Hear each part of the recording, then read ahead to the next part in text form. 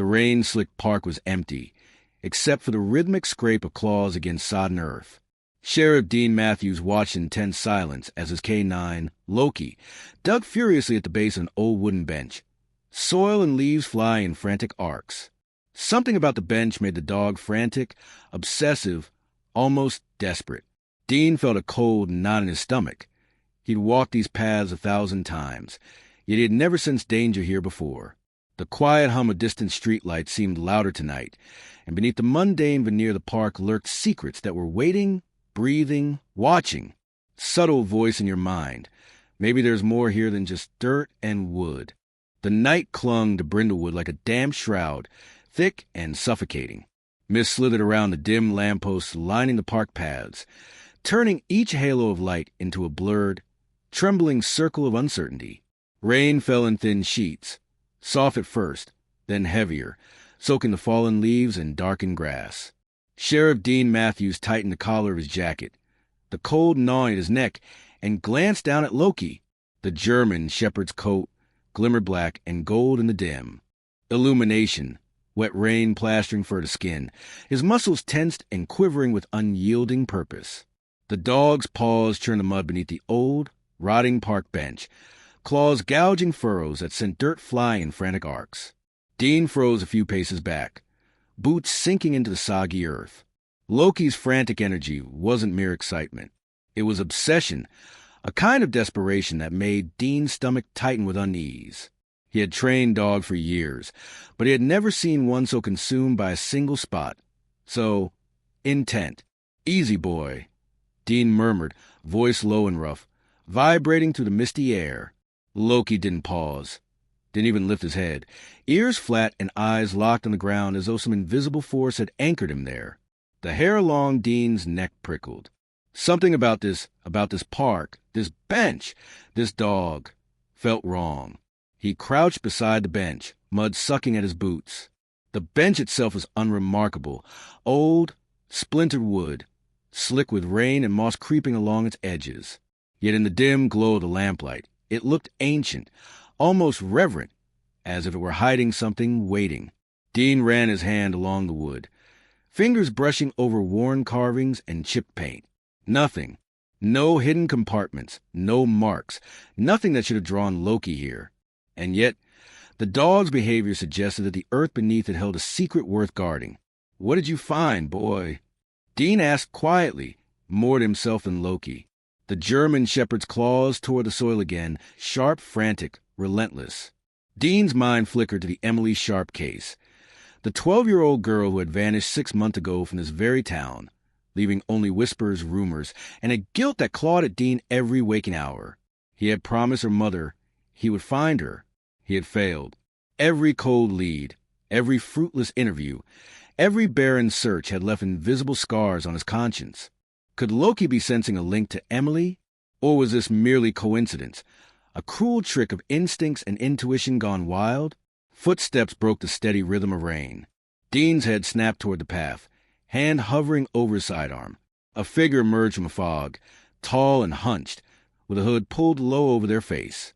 The figure paused, watching, hands tucked into pockets as they approached. "You're still digging," the voice said, low and rough. Dean's gaze sharpened. Marla Keene pushed back the hood, letting dark, wet strands cling to her face. She was Brindlewood's unofficial chronicler of secrets. Once a reporter, now a freelance seeker of truths too inconvenient for the town council. She had a reputation for asking questions people wanted buried, for sniffing out trouble where others saw only mundane decay. Dean had always respected her, though he'd never admit it, but he also distrusted her more than he liked. She had a habit of stepping too close to danger, of ignoring boundaries, and she made people nervous, including him. "You're obsessive, Matthews," she said, shivering slightly from the rain. "Even for you." Dean gritted his teeth. Loki isn't obsessive. He's aware. He senses something. Marla raised an eyebrow. Or maybe he just smells worms. Dogs dig up worms all the time. Dean shook his head, his voice low, urgent. "No, this isn't ordinary. I've worked with Loki long enough to know the difference between instinct and obsession." He's reacting to something buried here. She crouched beside him, peering into the wet soil, her own unease flickering across her features. You think this has anything to do with Emily? Dean's jaw tightened. I don't know. Maybe. But instincts like Loki's are rarely wrong. Her gaze lingered on him, a sharp, calculating look. All right, let's see what's under there, then. Dean retrieved a small shovel from the back of his patrol car, its metal handle slick with rain. He knelt beside Loki and began to dig, careful not to damage whatever might lie beneath the sodden earth. The dog's growl rumbled low in his throat, a warning, a plea, a promise all at once. Minutes passed, and the cold seeped into Dean's bones. Rain streamed down his face, dripping into his eyes and stinging like ice. And then, glinting faintly beneath a tangle of roots and soil, a hint of metal caught his eye. He froze, heart hammering. Carefully, methodically, he brushed away the remaining soil. A small, tarnished box emerged, half buried and rusted, its edges corroded and darkened with age. Dean's breath caught. He leaned closer, mud caking his sleeves, and pried it open. Inside lay a bundle of letters, tied together with a faded ribbon. The top envelope bore a name, Evelyn Carrington. The script was frantic, jagged, almost manic, each stroke uneven and hurried. Dean felt a chill crawl along his spine. He didn't recognize the name. Looks old, Marla said softly, voice tense, her eyes tracing the worn edges of the envelope. Really old. Dean lifted the top letter, glancing at her before reading it aloud. They're watching. They'll come for anyone who knows. Hide everything until the right time. The word seemed to vibrate through the mist, hanging like a threat.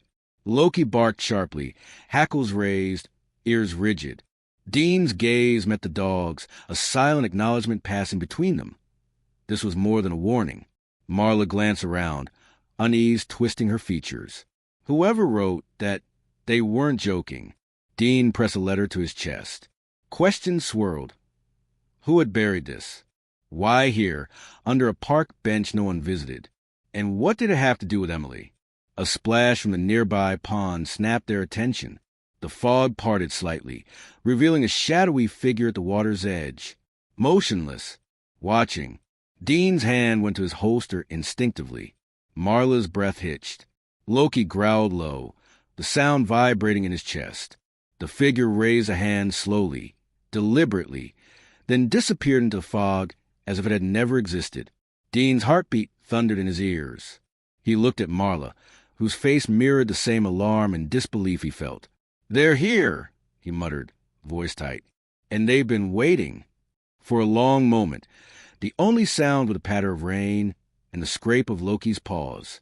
The letters lay on the wet ground, a fragile key to secrets long buried. Dean picked up a handful of damp soil, letting it fall through his fingers. The earth smelled of decay and something older, something darker. His phone buzzed violently in his pocket. Dean pulled it out. A single message stared back, simple and cold. Stop digging, or it will cost more than you can pay. Dean's stomach knotted. He looked at Loki, who stared at the bench, ears twitching, eyes wide with unspoken understanding. Someone knows, Dean said, voice low. Someone's been watching us this whole time. Marla swallowed hard. Or maybe they've been waiting. Dean felt the weight of her words. Brindlewood had always seemed small, predictable, safe. But tonight it was a trap, its darkness alive and patient. He glanced at the box and letters again. If Loki hadn't found this, we'd never have known. Marla frowned, suspicion flickering in her eyes. Or maybe you didn't want to know. Are you sure you're ready for what this will bring? Dean's jaw tightened. There was truth in her words. He had carried guilt, fear, and frustration for months. But he couldn't walk away, not now. Not when this discovery might finally lead him to the truth about Emily. Rain soaked through their clothes. The night stretched long, endless. The mist clung to their skin, the park around them both familiar and alien. And beneath the bench, Loki pawed at the soil, the dog's determination echoing Dean's own stubborn need to uncover what had been hidden. Some secrets, Dean realized, had waited decades to be unearthed. Some dangers were patient, watching, waiting for the right moment. And some betrayals were already in motion, invisible but inevitable. The night seemed to pulse around them, and Dean felt the first sharp sting of fear, not for himself, but for the child whose disappearance had haunted him and for the truths buried in the dark, damp earth beneath a forgotten park bench. The park had become a theater of tension, a stage for danger, and Dean, Marla, and Loki had unknowingly taken the first steps into a story that would not let them leave unchanged. Dawn arrived reluctantly over Brindlewood, soft gray light, creeping through clouds heavy with the promise of more rain. The park seemed empty again, washed in mist, yet Dean knew it was deceptive. Every shadow held a question, every puddle a distorted reflection of the truth. Loki padded silently at his side, paws squelching in the mud, eyes alert to the faintest movement. The dog's energy had not waned. He had spent the night circling the bench, sniffing, digging, never leaving the spot. Dean rubbed his eyes, exhaustion pressing into him like a physical weight. He had barely slept. His phone hadn't stopped buzzing. Messages from unknown numbers, emails flagged with urgent warnings, and a single email that chilled him more than any threat. Surveillance photos of the park, taken while he and Loki had been digging. Someone had been watching them for hours, possibly from a van parked out of sight, or from the nearby tree line. Marla arrived at the park shortly after sunrise, soaked again from the drizzle, her dark hair plastered to her face. She carried a thermos, which she offered to Dean. He shook his head. She smirked. "You're not going to drink that, are you?" Cold coffee in the rain, classic Dean Matthews. "I need to stay sharp," he muttered, though the tremor in his hands betrayed him. Loki barked sharply, ears swiveling toward the park's perimeter. Dean and Marla followed his gaze. A man stood partially hidden behind a cluster of birch trees. His posture was casual, almost too casual, but the angle of his head suggested calculation. He raised a hand briefly, as though acknowledging Dean, then vanished into the mist. Dean tightened his jaw. "We're not alone. Not here. Not ever again." Marla didn't reply. She simply reached into her coat and pulled out a small notebook, flipping the pages filled with names, sketches, and dates. "I've been tracking a pattern," she said, voice low, almost conspiratorial. "People disappear in Brindlewood, not randomly. There's always a place they return to, even if it's years later. And now, with that box," she trailed off, glancing at Dean. Dean frowned. "Go on." She exhaled sharply. "The letters you found. Evelyn Carrington isn't just some random name. She's connected to a series of disappearances stretching back decades. Every time someone finds or touches a secret buried in Brindlewood, it comes back to her name or her family. People die, go missing, or vanish entirely after interfering. Whoever left these letters, they're part of that." Dean's stomach nodded. "You're saying Emily could be connected?" Marla's eyes didn't meet his. "I don't know, but someone buried that box for a reason, and it wasn't just to hide old letters. I think it was meant to be found by someone like you." Dean's hands clenched into fists. He wanted to trust Marla, but he also wanted to throttle her. She always seemed to know just enough to pull him in, to make him question his instincts. And yet, the evidence in front of them, Loki's behavior, the letters, the shadows in the park, was undeniable. A sudden snapping of twigs made them both spin. Loki barked, teeth bared, growling low. Dean raised his gun instinctively, heart thudding in his chest. From the mist emerged a teenager, wet, shivering, pale as the fog itself. His clothes were torn, mud smeared across his arms and face. Dean lowered the weapon slightly, heart clenching. "Hey, it's okay. You're safe now." The boy's eyes darted wildly, and he bolted toward the bench, arms outstretched. Loki growled again, then paused, nose twitching. Dean ran after the boy. "Wait! Slow down."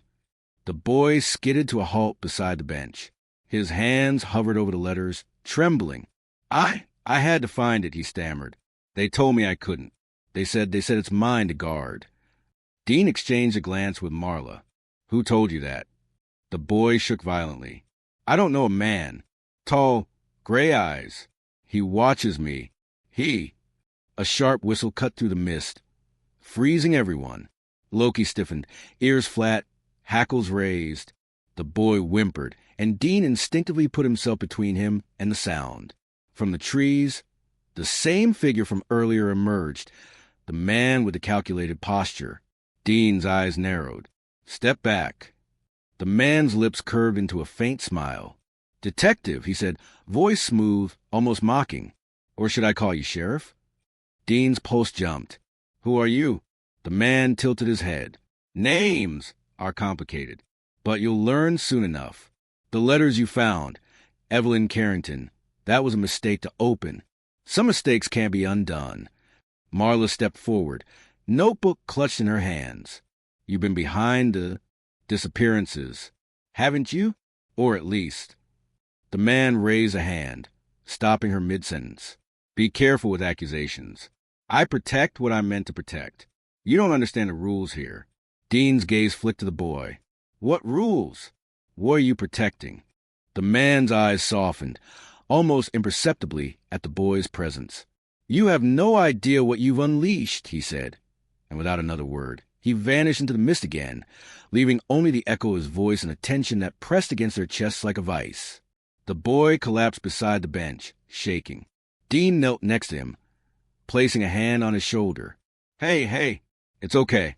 We're not going to let him hurt you."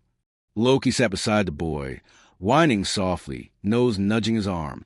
Dean felt an odd surge of hope, small, fragile, but real. The dog's instincts had brought them here, to this moment, to the edge of something dangerous and necessary. Marla scribbled furiously in her notebook. "This isn't just about Emily," she said, her tone grim. "It's about every person who disappeared in this town over decades. Whoever that man is, he's been controlling events, manipulating people. And now you've stepped into the center of it." Dean rubbed his face, fatigue and fear pressing him down. "So what do we do? We can't just wait for him to come back." Marla hesitated. "We prepare. We find the connections. Evelyn Carrington, Emily Sharp, the boy, the letters. Every clue leads somewhere. But be ready for betrayal. People you trust may not be who they seem." Dean's jaw tightened. Betrayal. He had felt it before. Partners who had evidence. Witnesses who lied. Friends who whispered enemies behind closed doors. And now, he realized Marla herself might be hiding more than she revealed. Not maliciously, he thought, but her allegiance was unpredictable, morally gray. She would do whatever served the truth she sought. He glanced at Loki, who stared at the bench, ears twitching. The dog seemed aware, not just of threats in the present, but of danger lingering, patient, watching, waiting for the smallest misstep. Dean knew instinctively that this was only the beginning. Hours passed in a tense, uneasy silence. The rain slackened, turning into a fine drizzle.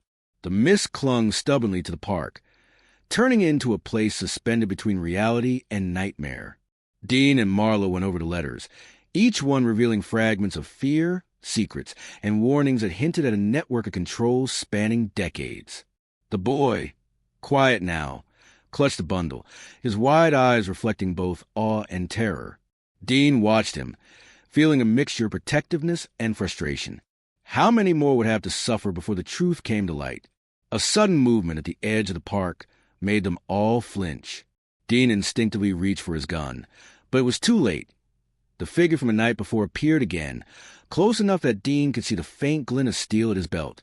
"I told you," the man said, voice calm, almost serene. "Some mistakes can't be undone. You've stirred forces you don't understand."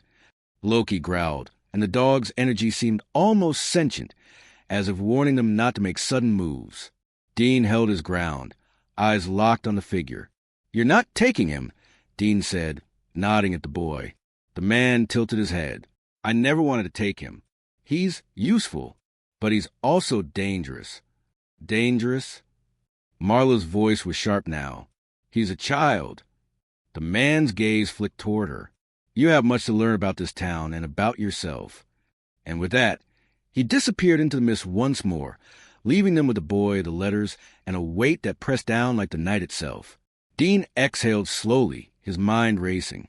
The first threads of understanding were forming, but so were the dangers. Someone or something had orchestrated decades of secrets, disappearances, and warnings. And they were still watching, always watching. Loki pawed at the damp earth near the bench, growling low. Dean placed a hand on his shoulder. We're not done. Not by a long shot. Marla nodded. But we need allies. And we need to be careful. You never know who will betray you. Dean glanced at her, suspicion and trust warring in his chest. She was clever, resourceful, unafraid, but her motives were opaque. Could he trust her to stand by him when the stakes got higher? Or would she slip away, leaving him alone in the dark? The rain softened into a drizzle, but the mist remained thick. Somewhere in the park, in the shadows and silence, danger waited. And Dean, Marla, Loki, and the boy were now caught in its orbit, helpless to resist the pull. Dean's phone buzzed again. Another message from the same unknown number. Keep digging or it will cost more than you know. Dean's eyes met Loki's. The dog's gaze was steady, unflinching. Dean swallowed hard. He knew instinctively that this was only the beginning of something much larger, darker, and far more dangerous than he had imagined. Night had fallen again, heavy and suffocating, with clouds blotting out even the faintest light from the moon. Brindlewood Park, once familiar and deceptively calm, had transformed into a labyrinth of shadows and whispers. Dean's boots sank into the wet ground as he moved toward the old bench, Loki at his side, muscles taut and ears perked. Every sound, the rustle of leaves, the distant drip of rain from trees, the faint scuff of a shoe, made Dean's pulse tighten. The boy, who had been silent for hours, huddled against Marla under the park's gazebo. He had finally confided his name, Tommy. 12 years old, sharp-witted and terrified, Tommy's story was a jigsaw of secrets, half-truths, and half-forgotten fear. They told me I had protected, Tommy whispered, voice trembling. The letters, the box, Evelyn Carrington. They said it's all connected to me, that if I let anyone else see it, bad things will happen. Dean crouched, placing a hand on Tommy's small shoulder. It's okay. We're going to make sure nothing happens. You're safe now. Loki growled softly, his nose twitching as if catching a scent that Dean couldn't detect. Dean followed the dog's gaze and felt a familiar chill crawl up his spine. Someone or something was moving in the shadows. A soft, deliberate whistle cut through the night. The same voice that had haunted them in the mist, calm, controlled, almost amused. Dean, Sheriff Matthews. From the edge of the park, the tall man with gray eyes stepped forward. His posture was relaxed, but every motion was precise, calculated. Who are you? Dean demanded. What do you want? The man smiled faintly, just enough to be unsettling. Names are irrelevant. Actions are what matter. You've stirred the past, unearthed things better left buried. But you've also made interesting choices. Choices that could save or ruin lives. Marla stepped forward, notebook in hand. You've been orchestrating disappearances. People vanish. Secrets remain hidden, and you manipulate everything. Why? The man's gaze flicked to her, then to Tommy. Protection. Control. Some things in this town are too fragile to exist without guidance, and some truths are too dangerous. Dean's jaw tightened. Dangerous to whom? Emily? Tommy? Or yourself? The man's eyes glimmered, unreadable. All of the above. And now, you are in the middle of it. There's no going back. Suddenly, a figure emerged from the trees. Another adult, someone Dean recognized immediately. Carl, one of Brindlewood's longtime councilmen, his face pale and expression taut. Dean, I didn't know how else to stop it, Carl said, voice shaking. I've kept secrets for decades to protect this town. I never wanted anyone hurt. Dean's gaze hardened. You knew about the disappearances? You knew about Evelyn Carrington. Carl hesitated, eyes darting nervously. I did what I thought was necessary, but it got out of control. Too many people died, too many children. Emily, maybe Tommy. His voice cracked. Marla's eyes blazed. You're part of this too? After everything, you still hide behind lies? Carl's hands trembled. It wasn't lies. It was survival. The wrong people discovering the wrong things could destroy Brindlewood. I swear I didn't mean to hurt anyone. But the boy, he's connected. He's the key to everything. Dean's mind spun. Every instinct screamed danger. Every memory of failures, guilt, and unspoken fears pressed against him. Betrayal ran deep in Brindlewood. Not just the councilmen's, not just the shadowy figures, but in everyone who had turned a blind eye, who had hidden truths for decades. Loki barked sharply, breaking Dean's thoughts. The dog bolted toward the mist, nose low, tail rigid. Dean ran after him, Marla and Tommy close behind. Loki stopped at the base of the old bench, digging frantically again. Dean dropped to his knees beside him, uncovering a small compartment that had been hidden beneath layers of earth and debris.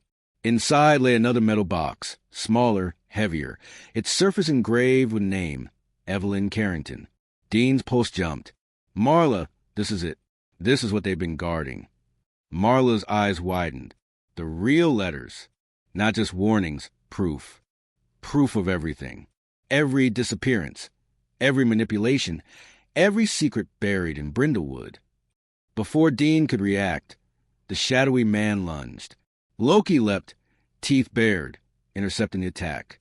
Dean fired a warning shot into the air. The man froze, just enough for Dean to step between him and Tommy. "You won't touch him," Dean growled. The man straightened slowly, expression unreadable. "You think stopping me changes anything? The town's history is written in blood and silence. You can't undo that." Marla stepped forward, anger flashing in her eyes. "Maybe not, but we can stop it from continuing. Enough is enough." Dean's hand shook slightly, gun still raised. "The boy stays with us. No one takes him." For a long, tense moment, the mist swirled around them. Then, without warning, the man vanished again, melting into the fog like smoke. Dean lowered his weapon slowly, chest heaving. Carl approached, guilt etched into every line of his face. "Dean, I can guide you. There are records, diaries, proof hidden all over Brindlewood. But some truths will hurt. They will change everything." Dean's jaw clenched. "We do what's right. No more hiding, no more secrets. Not for Emily, not for Tommy, not for anyone else." Marla knelt beside Tommy, brushing mud from his soaked jacket. "You're safe now," she whispered. "They can't hurt you anymore." Loki sat beside the boy, head tilted, eyes calm now, ears relaxed. Dean placed a hand on the dog's head, voice soft. "Good boy. You kept us alive, and you found the truth." Hours later, the first pale sunlight pierced the fog. Dean, Marla, Loki, and Tommy emerged from the park into a town slowly waking, unaware of the secrets that had nearly destroyed it. The letters and boxes were secured, evidence that could finally unravel decades of manipulation. The shadowy figure had vanished, but his warnings lingered in their minds. Dean felt the weight of it all.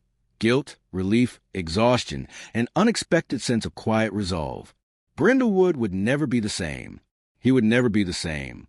But he had survived, and sometimes survival was more than enough. Marla stood beside him, notebook in hand. "You did the right thing, Dean. For once, Brindlewood owes you one." Dean shook his head, eyes scanning the park one last time. "It's not over. Shadows linger, always. But for now, we've won a small battle." Tommy clutched Loki's neck, whispering thanks to the dog who had led them through darkness.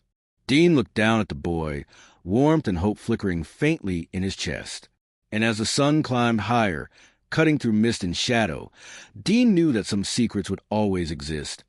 But some truths, finally unearthed, could set the future free. The park bench, once a silent guardian of darkness, now stood as a monument to revelation. And for the first time in months, Dean allowed himself to breathe.